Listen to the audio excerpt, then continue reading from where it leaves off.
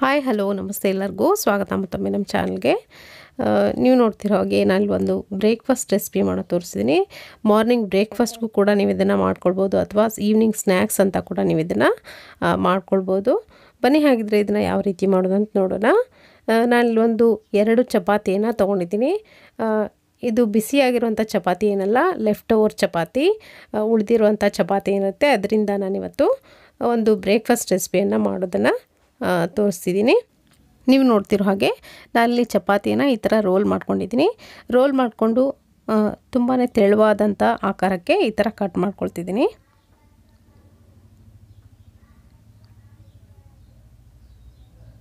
ತುಂಬಾ ಸಿಂಪಲ್ ಆಗಿರುವಂಥ ಈಸಿಯಾಗಿರುವಂಥ ಬ್ರೇಕ್ಫಾಸ್ಟ್ ಅಂತ ಹೇಳ್ಬೋದು ಅಥವಾ ಸ್ನ್ಯಾಕ್ಸ್ ಅಂತ ಹೇಳ್ಬೋದು. ತುಂಬ ಟೇಸ್ಟಿಯಾಗಿರುತ್ತೆ. ನೋಡ್ತಿರ್ಬೋದು ಈ ಥರ ನಾನು ಕಟ್ ಮಾಡಿ ಇಟ್ಕೊಂಡಿದ್ದೀನಿ. ಈ ಥರ ನೂಡಲ್ಸ್ ಥರ ಉದ್ದುದ್ದಕ್ಕಾಗುತ್ತೆ. ನೀವು ಕಟ್ ಮಾಡಾದಮೇಲೆ ಇದನ್ನು ನಾನೊಂದು ಪ್ಲೇಟ್ಗೆ ಟ್ರಾನ್ಸ್ಫರ್ ಮಾಡಿಕೊಂಡು ಸೈಡಲ್ಲಿ ಎತ್ತಿಟ್ಕೊಳ್ತೀನಿ. ಇವಾಗ ಮಾಡೋದು ನೋಡೋಣ. ನಾನಿಲ್ಲಿ ಒಂದು ಫ್ರೈಯಿಂಗ್ ಪ್ಯಾನ್ ಬಿಸಿ ಇಟ್ಕೊಂಡಿದ್ದೀನಿ. ಇದಕ್ಕೆ ಒಂದು 2 ಟೇಬಲ್ ಸ್ಪೂನ್ ಆಗುವಷ್ಟು ಎಣ್ಣೆಯನ್ನು ಹಾಕ್ಕೊಳ್ತಾ ಇದ್ದೀನಿ. ನೀವು ಬೇಕಿದ್ರೆ ತುಪ್ಪದಲ್ಲಿ ಕೂಡ ಇದನ್ನು ಮಕ್ಕಳಿಗೆ ಮಾಡಿಕೊಡೋದಾದರೆ ತುಪ್ಪದಲ್ಲಿ ಮಾಡಿಕೊಡಿ. ಇದಕ್ಕೆ 1 ಟೀ ಸ್ಪೂನ್ ಆಗುವಷ್ಟು ಸಾಸಿವೆ ಜೀರಿಗೆ ಹಾಕ್ಕೊಳ್ತಾ ಇದ್ದೀನಿ. ಹಾಗೆಯೇ ಸಣ್ಣದಾಗಿ ಕಟ್ ಮಾಡಿ ಇಟ್ಕೊಂಡಂಥ ಶುಂಠಿಯನ್ನು ಹಾಕ್ಕೊಳ್ತಾ ಇದ್ದೀನಿ. ಒಂದು ಅರ್ಧ ಇಂಚಿನಷ್ಟು ಶುಂಠಿಯನ್ನು ಸಣ್ಣದಾಗಿ ಕಟ್ ಮಾಡ್ಕೊಂಡು ಹಾಕ್ಕೊಳ್ಳಿ. ಹಾಗೆ 1 ಹಸಿಮೆಣಸಿನ್ಕಾಯಿ, ಹಾಗೆ 1 ಮೀಡಿಯಮ್ ಸೈಜ್ ಈರುಳ್ಳಿನೂ ಕೂಡ ಸಣ್ಣದಾಗಿ ಕಟ್ ಮಾಡಿಕೊಂಡು ಹಾಕ್ಕೊಂಡಿದ್ದೀನಿ. ಈರುಳ್ಳಿ ಹಾಗೆ ಹಸಿಮೆಣಸಿನ್ಕಾಯಿ ಎಲ್ಲ ಚೆನ್ನಾಗಿ ಒಂದ್ಸರಿ ಫ್ರೈ ಮಾಡ್ಕೊಳ್ಳಿ. ಈರುಳ್ಳಿ ಸ್ವಲ್ಪ ಬಾಡಿದ್ರೆ ಸಾಕಾಗತ್ತೆ.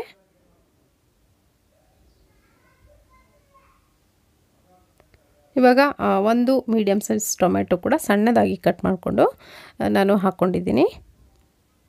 ಇದಕ್ಕೆ ಒಂದು ಅರ್ಧ ಟೀ ಸ್ಪೂನ್ ಆಗೋಷ್ಟು ಅರಿಶಿನ ಪುಡಿ, ಹಾಗೆ 1 ಟೀ ಸ್ಪೂನ್ ಆಗೋಷ್ಟು ಅಚ್ಕಾರದ ಪುಡಿ ಕೂಡ ಹಾಕ್ಕೊಂಡಿದ್ದೀನಿ. ರುಚಿಗೆ ಎಷ್ಟು ಬೇಕಷ್ಟು ನೋಡಿಕೊಂಡು ಉಪ್ಪನ್ನು ಸೇರಿಸ್ಕೊಳ್ಳಿ. ಹಾಗೆ ಗರಂ ಮಸಾಲ 1 ಸ್ಪೂನಷ್ಟು ಹಾಕ್ಕೊಂಡಿದ್ದೀನಿ. ಇದನ್ನು ಕೂಡ ಎಣ್ಣೆಯಲ್ಲಿ ಚೆನ್ನಾಗಿ ಫ್ರೈ ಮಾಡ್ಕೊಳ್ಳಿ. ಒಂದು ಅರ್ಧ ನಿಮಿಷ ಫ್ರೈ ಮಾಡಿದ್ರೆ ಸಾಕು. ಮಸಾಲೆ ಏನಿರುತ್ತೆ ನಿಮ್ಮ ಇಷ್ಟಕ್ಕೆ ಅನುಗುಣವಾಗಿ ನೀವು ಬೇರೆ ಮಸಾಲೆನೂ ಕೂಡ ಇದಕ್ಕೆ ಸೇರಿಸ್ಕೊಳ್ಬೋದು.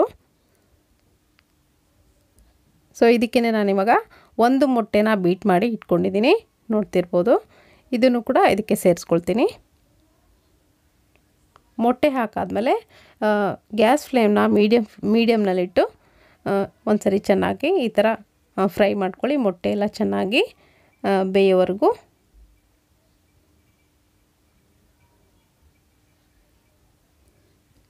ಮೊಟ್ಟೆ ಹಾಕಿ ಮಾಡೋದ್ರಿಂದ ಈ ಬ್ರೇಕ್ಫಾಸ್ಟ್ ಏನಿದೆ ತುಂಬ ಟೇಸ್ಟಿಯಾಗಿ ಬರುತ್ತೆ. ಸೊ ಇವಾಗ ನೋಡ್ತಿರ್ಬೋದು ಇಷ್ಟು ಚೆನ್ನಾಗಿ ಫ್ರೈ ಆದರೆ ಸಾಕು.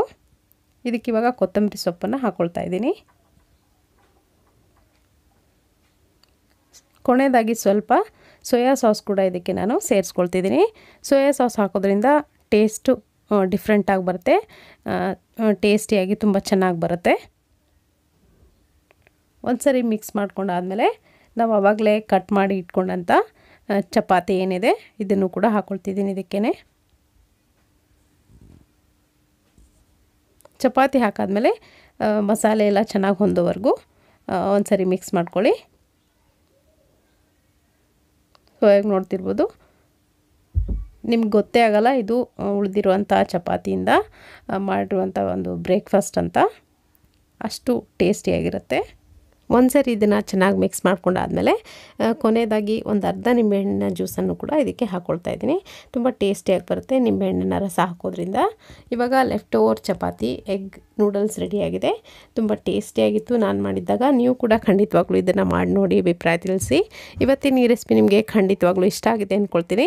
ಇಷ್ಟ ಆಗಿದ್ದರೆ ಒಂದು ಲೈಕ್ ಒತ್ತೋದನ್ನು ಮರಿಬೇಡಿ. ಹಾಗೆ ನಮ್ಮ ಚಾನಲ್ಗೆ ಯಾರು ಸಬ್ಸ್ಕ್ರೈಬ್ ಆಗಿಲ್ವೋ ದಯವಿಟ್ಟು ಸಬ್ಸ್ಕ್ರೈಬ್ ಆಗೋದನ್ನು ಕೂಡ ಮರಿಬೇಡಿ. Thank you.